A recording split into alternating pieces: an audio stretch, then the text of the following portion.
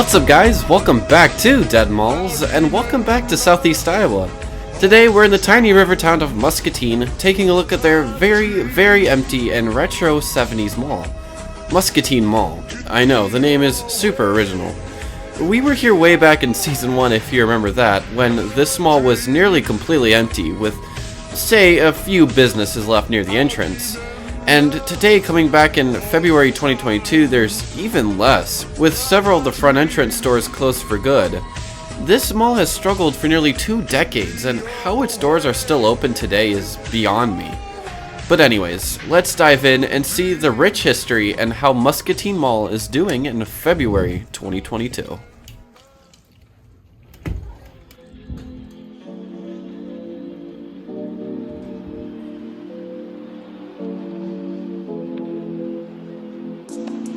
Talks of a new mall to be constructed in the small town of Muscatine began circulating around in the late 60s, and eventually lease agreements between Woolworths, JCPenney, and Von Maur hit the news. In 1970, work on Muscatine Mall began on the north side of town, originally a disliked idea by small businesses in downtown fearing the competition. In 1971, Muscatine Mall opened to the public, with over 50 big-name inline tenants and 3 major anchors.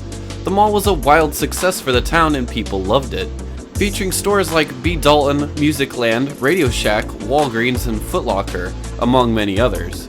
It was also an interesting case as this small mall was the first in the entire area to be built.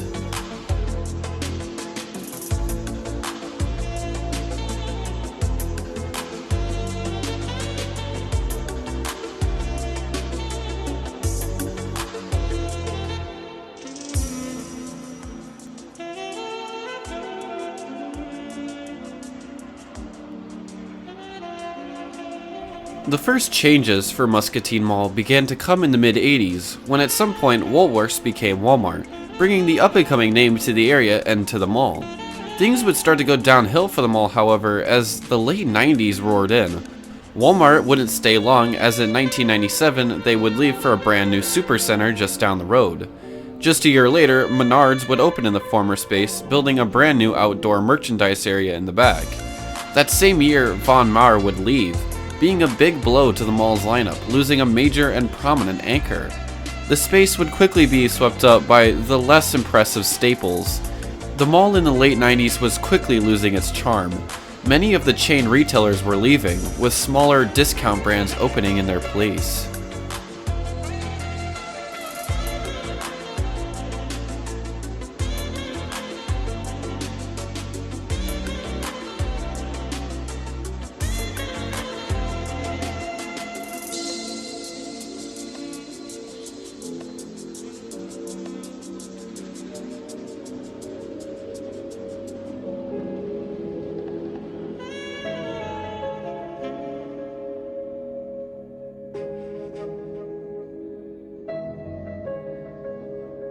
In 1999, the current owners Landau and Heyman announced plans to redevelop the dying mall into an outdoor mixed-use development featuring condos, offices, and outdoor retail.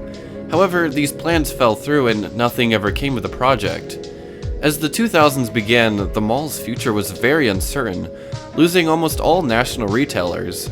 By 2002, GNC and Regis were the only 2 left out of the once 50 or so. Also in 2002, both Walgreens and Staples left after just 5 years in the mall. In 2003, Elder Beerman would open in the former Staples spot.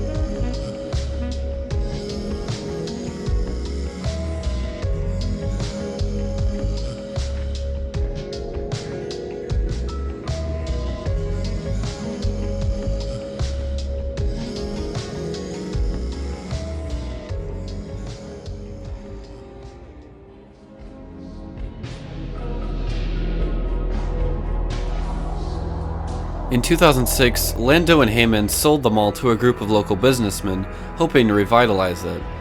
But by 2007, the mall was struggling badly. The North Corridor, which was completely vacant, had its entrance sealed off, so Menards lost mall access. The only stores left at this point were JCPenney, which only had a mall entrance, GNC, Time Out Arcade, a Christian bookstore, a few other small stores, and the Plaza Theater, which had been at the mall since opening. Just a year later, in 2008, Menards would leave for a freestanding store. At some point this time, Elder Bierman would become Yonkers.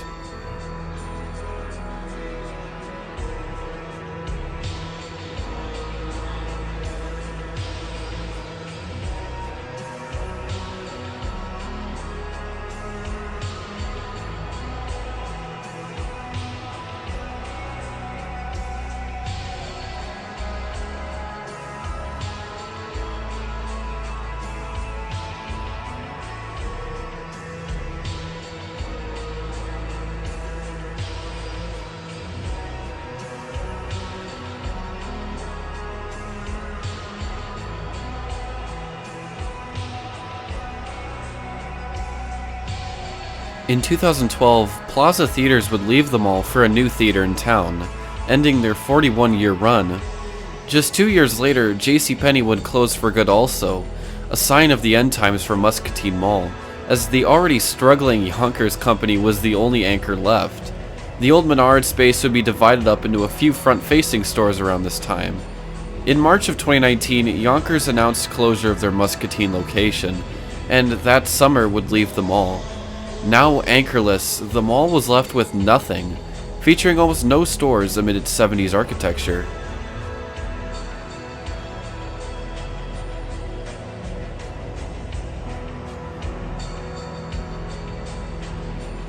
Here we go. Over here in this old wing, we'll take a trip across the rusted carpets into the mall's botanical garden of clustered live plants.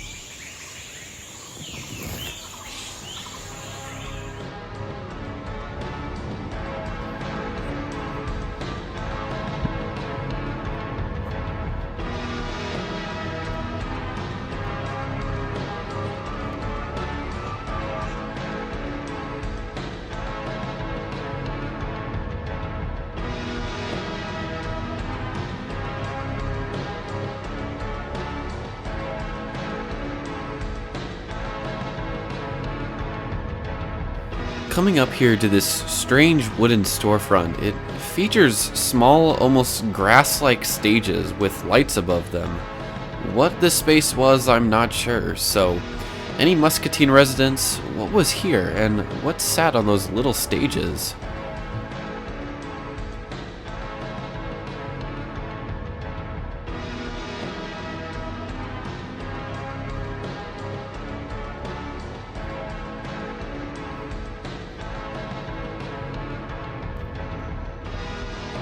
One of my favorite parts of this mall is this center court area. This mall was built in a time before neons were popular, usually decking the ceilings and walls. So when I look at all of these shapes baked into the architecture, I wonder, if Muscatine Mall had been built in the 1980s, would blue neons follow all these patterns around like a vibrant shadow?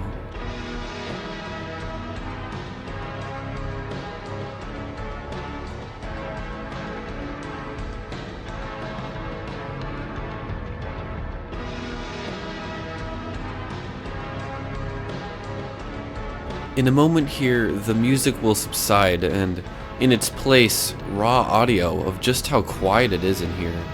To imagine how these halls were once filled with shoppers going from store to store, husbands sleeping on the bench waiting for their wives to get out of JCPenney, while the children played at the arcade.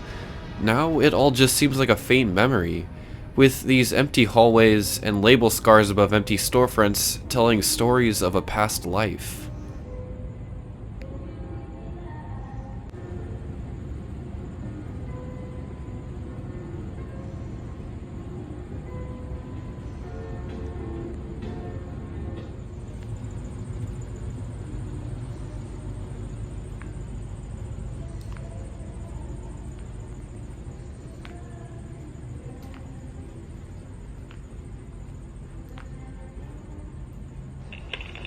In 2019, the only stores left were converted to have outdoor entrances, giving people no reason to go into the outdated, desolate mall.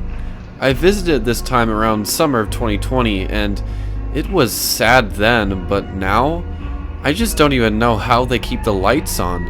There are a total of 5 businesses left. All of them are just locally owned places trying to hold on to what they've got here. For nearly 20 years, Muscatine Mall has struggled, and it boggles me that they have stayed afloat for this long. Before we're done here, I wanted to go into the old Yonkers, which has been converted into this place called the Bargain Store. And this was just weird, I'll tell you what. There was no music, there was no one in sight, no shoppers or workers, so I was left to just roam this creepy and completely silent old anchor.